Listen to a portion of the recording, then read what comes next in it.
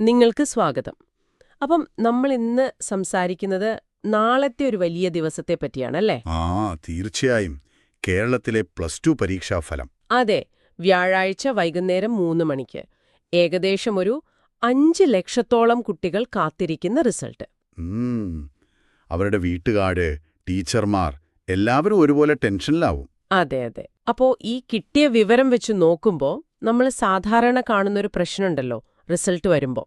വെബ്സൈറ്റിന്റെ പ്രശ്നം. എല്ലാവരും കൂടെ ഒരുമിച്ച് കയറുമ്പോൾ. അത് തന്നെ, സൈറ്റ് അങ്ങ് സ്റ്റക്കാവും. ശരിക്കും അതൊരു വലിയ ബുദ്ധിമുട്ടാണ്. നിങ്ങളുടെ ഉറവിടത്തിൽ പറയുന്ന പോലെ ഒരു 10 ലക്ഷത്തോളം ആളുകൾ വരെ ഒരേ സമയം നോക്കാൻ സാധ്യതയുണ്ട്. 10 ലക്ഷമോ? അത്രയും വരുമോ? അതെ, കുട്ടികളും വീട്ടുകാരും പലതവണ നോക്കുമല്ലോ. അപ്പോൾ അത്രയും ട്രാഫിക് വരും. ആ ലോഡ് താങ്ങാൻ സാധാരണ ഗവൺമെന്റ് സൈറ്റുകൾക്ക് കുറച്ച് ബുദ്ധിമുട്ടാണ്. അതാണ് സൈറ്റ് കിട്ടാതാവുന്നത്. അപ്പോ ഈ ഒരു പ്രശ്നത്തിനൊരു പരിഹാരം എന്ന നിലയ്ക്കാണ് നിങ്ങൾ തന്ന ഉറവിടത്തിൽ ഒരു വെബ്സൈറ്റിനെ പറ്റി പറയുന്നതല്ലേ? Kerala panchayat election 2025.online.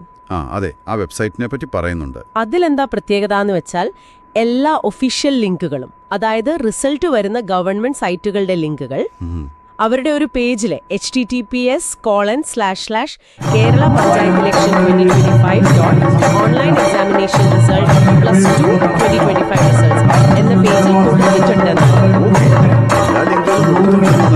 അതെ, പക്ഷേ അതിനേക്കാൾ എനിക്ക് പ്രധാനമായിട്ട് തോന്നിയത് ആ ലിങ്കുകൾ വെറുതെ കൊടുക്കുകയല്ല, എന്താ പറയാ, തിരക്ക് കുറഞ്ഞ സൈറ്റുകൾക്ക് മുൻഗണന നൽകി ഓർഡർ ചെയ്തിരിക്കുന്നു എന്നാ പറയുന്നത്.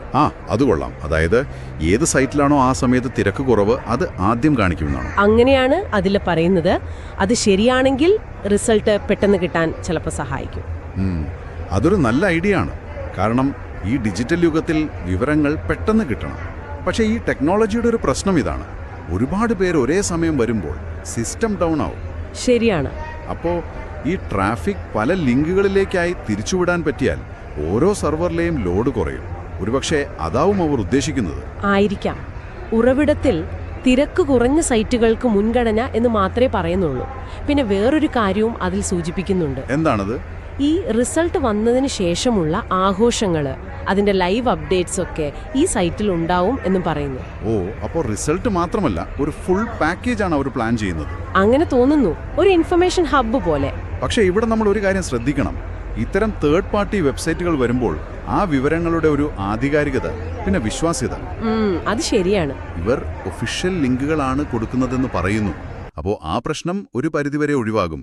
എന്നാലും ഈ തിരക്ക് കുറഞ്ഞ സൈറ്റ് അവരെങ്ങനെയാണ് കണ്ടുപിടിക്കുന്നത്, അതെത്രത്തോളം എഫക്റ്റീവാണ് എന്നൊക്കെ നാളെ അറിയാൻ പറ്റും.